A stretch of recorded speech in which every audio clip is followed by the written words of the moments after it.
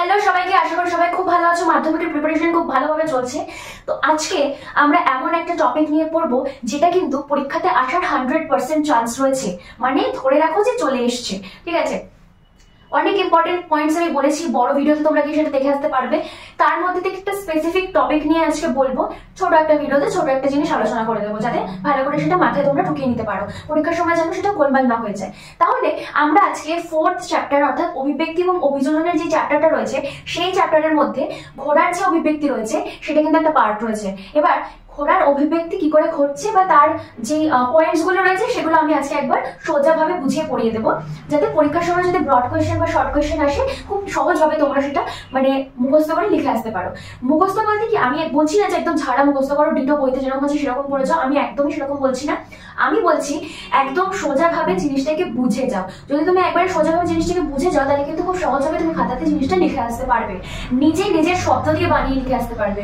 এমন কোথাও লেখা নেই যে বইয়ের মুখস্থ জিনিসটাকে তোমায় খাতায় লিখে আসতে হবে। তাহলে চলো শুরু করা যাক। এখানে আমরা প্রথমে বইতে দেখবো যে খুব বড় করে একটা মানে বিস্তারিত ভাবে ছক করে লেখা রয়েছে যে ঘোড়ার পায়ের পরিবর্তন হচ্ছে না কিসের পরিবর্তন হচ্ছে, প্রত্যেকটা যুগে ঘোড়ার যে সমস্ত বিবর্তন আমরা দেখতে পাচ্ছি সেই সমস্ত কিন্তু বইয়ের মধ্যে একটা ছকের আকারে দেওয়া রয়েছে। এবার আমি সেটাকে খুব ছোট ভাবে এখানে তোমাদেরকে বুঝিয়ে দিচ্ছি। আমরা এখানে 5টা যুগ দেখতে পাচ্ছি, মানে এই বর্তমান যুগ ছাড়া আরো 4টে যুগ কিন্তু ঘোড়া পেরিয়ে এসছে। তাহলে সেই 4টে যুগ কি কি সেটা দেখবো। একটা হচ্ছে ইওসিন যুগ, অলিগোসিন যুগ, মায়োসিন যুগ, প্লায়োসিন যুগ এবং সবার শেষে আসছে আধুনিক যুগ। এবার ইওসিন যুগে আমরা কি দেখতে পাচ্ছি? ইওসিন যুগে আমরা দেখতে পাচ্ছি তখনকার যুগে ঘোড়াকে বলা হতো ইওহিপ্পাস এবং তার যে পায়ের দৈর্ঘ্য, সেই দৈর্ঘ্য থাকতো কি 30 সেন্টিমিটার।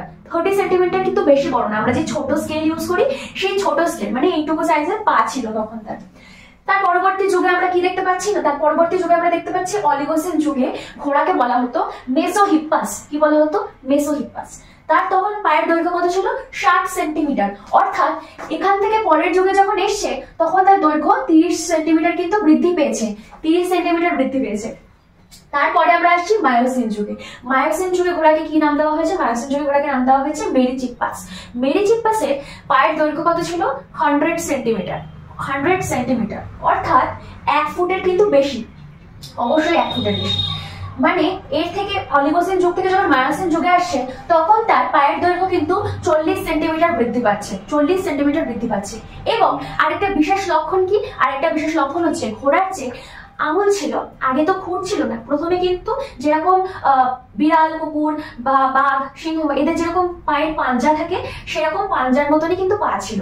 পরবর্তী সময় যখন বিবর্তন ঘটছে তখন কি হচ্ছে না, আস্তে আস্তে পাশের পাগুলো কিন্তু উপরের দিকে উঠতে থাকছে এবং যে 3 নম্বর আঙুলটা রয়েছে, যে 3 নম্বর অর্থাৎ মাঝের যে আঙুলটা রয়েছে তার দৈর্ঘ্য কিন্তু ক্রমশ বাড়তে থাকছে। সেই মাঝের আঙুলের দৈর্ঘ্য অর্থাৎ তৃতীয় আঙুলের দৈর্ঘ্য কিন্তু বৃদ্ধি পাচ্ছে।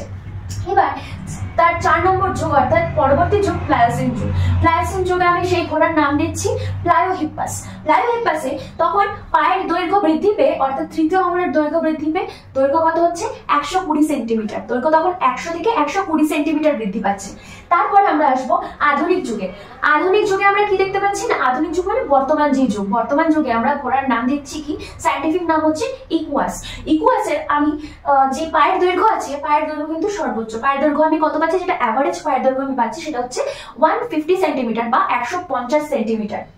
এবার যে সমস্ত কিছু স্পেসিফিক ফিচার্স রয়েছে, অভিব্যক্তি তো ঘটছে, শুধু আঙুলের দৈর্ঘ্য বৃদ্ধি সেটা তো ঘটছে না, এছাড়া অন্য বৈশিষ্ট্য আমরা দেখতে পাচ্ছি। সেই অন্য বৈশিষ্ট্যের মধ্যে আমরা কি কি পাচ্ছি? 1 নম্বর পাচ্ছি খুর গঠন। খুর গঠন অর্থাৎ কি, ঘোড়া খুব জোরে দৌড়ায়, দৌড়ানোর জন্য এবার যদি পায়ে পাঞ্জা থাকে তাহলে নিশ্চয়ই তার দৌড়াতে অসুবিধা হবে, যে পাহাড়ি এলাকায় তার দৌড়াতে সমস্যা হবে। তো সেই ক্ষেত্রে যেরকম ছাগল বা গরু এদের যেরকম পায়ে খুর আমরা দেখতে পাই, সেরকম ঘোড়ার কিন্তু পায়ে খুর গঠন হয়েছে তার জন্য। ঠিক আছে, পায়ের যে তলার যে সফট সারফেস রয়েছে সেটাকে বাঁচানোর জন্য সেখানে খুর তৈরি হয়েছে। তারপরে সেকেন্ড পয়েন্ট আমরা দেখতে পাচ্ছি ছোটার জন্য পেশিবহুল গঠন। ছোটার জন্য পেশিবহুল গঠন তৈরি হয়েছে, মানে ঘোড়ার দৌড়ানোর জন্য, ঘোড়া কিন্তু অনেক স্পিডে দৌড়ায়, তো ঘোড়ার দৌড়ানোর জন্য স্ট্রেংথ দরকার, সেই স্ট্রেংথের জন্য তার পেশিবহুল গঠন আমরা দেখতে পাই। আর থার্ড কি দেখতে পাই? থার্ড না, যেটা আমি এখানে বলেছি, পায়ের তৃতীয় আঙুলের দৈর্ঘ্য বৃদ্ধি। পায়ের যে তৃতীয় আঙুল বা 3 নম্বর আঙুল রয়েছে, সেই 3 নম্বর আঙুলটি আগে বলে দিই, যে 5টা আঙুল ছিল তার মধ্যে কিন্তু প্রথমে দ্বিতীয় যুগে এই যে 5 নম্বর যে আঙুল, এটা কিন্তু আস্তে আস্তে বিলুপ্ত হয়ে যায়। পড়ে থাকে এই 4টে আঙুল। 4টে আঙুলের মধ্যে এটা আস্তে আস্তে এখানে উঠে আসে পায়ে, আর বাকি 3টে আঙুল পড়ে থাকে, যার মধ্যে 3 নম্বর আঙুলটা কিন্তু বড় হয়ে কি হয় না খুরের আকার ধারণ করে। তাহলে এখানে আমি লিখছি পায়ের 3য় আঙুলের দৈর্ঘ্য বৃদ্ধি। ঠিক আছে, বোঝা গেল? এই পুরো যে আমি ছকের মতন করে এখানে একে বুঝিয়ে রেখেছি, এটা চেষ্টা করবে খাতায় তুলে নেওয়ার বা এইভাবে পড়লে কি বলতো জিনিসটা খুব ইজি ভাবে মাথায় থাকবে। একদম প্যানিক করবে না। জানি অনেক সময় নাম গুলিয়ে যাবে, এটা এর ঘাড়ে চলে আসবে, ওটা তার ঘাড়ে চলে আসবে, কিন্তু চেষ্টা করবে এগুলো খুব ভালো করে মনে রাখার, কারণ এটা থেকে কিন্তু শর্ট কোয়েশ্চেন আসার চান্স আছে। বলে দিতেই পারি যে এই যুগের ঘোড়ার নাম কি ছিল, বা তার পায়ের দৈর্ঘ্য কত ছিল, বা কোন যুগের থেকে ঘোড়ার পায়ের 3য় আঙুল বৃদ্ধি পাওয়া শুরু করে, বা কত নম্বর আঙুল কোন যুগে বিলুপ্ত হয়েছিল। এই সমস্ত কোয়েশ্চেন কিন্তু এটা থেকে আসতে পারে। তাহলে এইভাবে এই পুরো জায়গাটা কিন্তু একদম ঠোঁটের আগায় মুখস্থ করে রাখবে। আশা করি পুরো এই টপিকটা ক্লিয়ার হয়েছে। যদি এই টপিকটার মধ্যে এখনো বুঝতে কোথাও কোনো সমস্যা থাকে, বা অন্য কোনো টপিক যদি নিয়ে কোনো সমস্যা থাকে, কারণ পরীক্ষা তো আসে বেশি সময় বাকি নেই, তাহলে কমেন্ট সেকশনে অবশ্যই জিজ্ঞাসা করো, বা যদি অন্য কোনো টপিক নিয়ে যদি ভিডিও দিতে হয় সেটা বলো।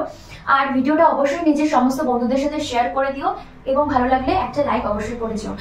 আবার পরবর্তী ভিডিওতে দেখা হবে, ততক্ষণের জন্য দেখতে থাকো।